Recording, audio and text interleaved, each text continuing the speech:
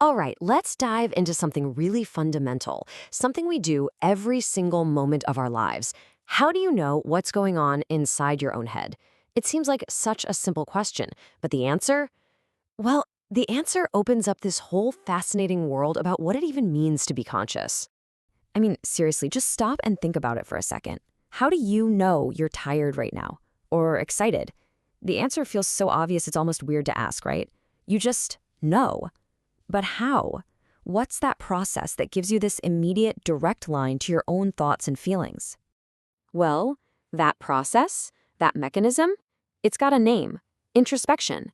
It's the simple act of turning your attention inward, of looking into your own consciousness to see what's going on in there. It's pretty much the bedrock of all self-knowledge. To really get why it's so important, it helps to see where it fits in with everything else. You know, the folks who study knowledge for a living, philosophers, they've basically broken down how we know things into five main categories. You've got perception, using your senses; memory, remembering the past; reason, figuring things out; testimony, learning from other people; and then number five, you've got introspection. That's the special one, the one that deals with everything happening inside your own head. Okay, so how does this whole introspection thing actually work? Well, the classic way to get your head around it is with this really powerful metaphor: the idea of a mind's eye, or an inner eye. The reason this inner eye idea works so well is because of this really simple parallel. You look at a green field, right? Your brain goes, yep, that field is green. It's a direct causal link. Well, introspection is just like that, but for your inner world. You have a mental image of a blue ocean, and that experience directly causes you to believe, I'm thinking about a blue ocean. But, and this is a really key difference, the metaphor isn't perfect. Think about it. Regular perception is totally reactive. You can only see what's actually there to be seen. Introspection, that's active. You're in the driver's seat. You can conjure up new thoughts or memories whenever you want. It's like having this infinite self-generating universe inside your head that you can explore anytime you want. All right, so when we use this inner eye to look inward, what do we actually find in there? Turns out it's not all one thing. You could say our mental landscape has a couple of different types of terrain, which kind of explains why some thoughts are easier to notice than others. First up, you've got what philosophers call occurrent states. Just think of these as the stuff that's happening right now. It's the live broadcast in your head, the feeling of an ache in your back, the specific image of your dog's face you just pictured. That's all active and immediate. And then you have the other kind, dispositional states. These are more like the behind-the-scenes stuff. Your beliefs, your wants, your fears, they're there, part of who you are, even when you're not actively thinking about them. You have to kind of summon them to the front of your mind to really look at them. Okay, so this access we have to our own minds, it feels so direct, so real, right? So trustworthy. And that feeling led to this really huge, really popular idea in philosophy that lasted for a long, long time. It's this idea of privileged access.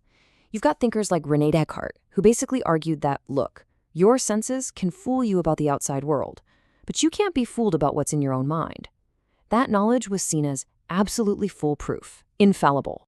I mean, it sounds right, doesn't it? It feels true, but is it really? Modern philosophy has started to poke some pretty serious holes in that idea. And here's where it gets really interesting, because we can totally be wrong about our own minds. Have you ever thought you were having some deep philosophical thought, but really you were just kind of spacing out? Or what about this? This one's deeper.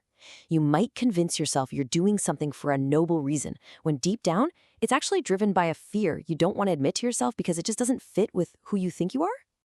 So where does that leave us? If we can be wrong, how much can we trust introspection? Well, the modern view is that the knowledge we get from it is something called prima facie. It's a fancy Latin term, but it just means at first sight. Basically, your belief about what you're thinking is the default truth. It's considered right unless there's strong evidence to the contrary that comes along and proves it wrong. So this leads us to a much more nuanced and, honestly, a way more interesting way of looking at all this. It's not this perfect, flawless window into our souls that people once thought it was. So at the end of the day, yeah, introspection isn't perfect. We can mess up. But without it, we'd be totally lost. Think of it like this. Our senses anchor us to the outside, physical world, while introspection is the anchor to our inner world. It's the only direct line we have to understanding why we think, feel, and do what we do. And that leaves us with this really cool paradox, right? The one place we feel like we should be the ultimate expert, our own mind, is a place where we can still be mistaken. So it really makes you think, if even your own inner voice can get it wrong sometimes, how well do you really know yourself?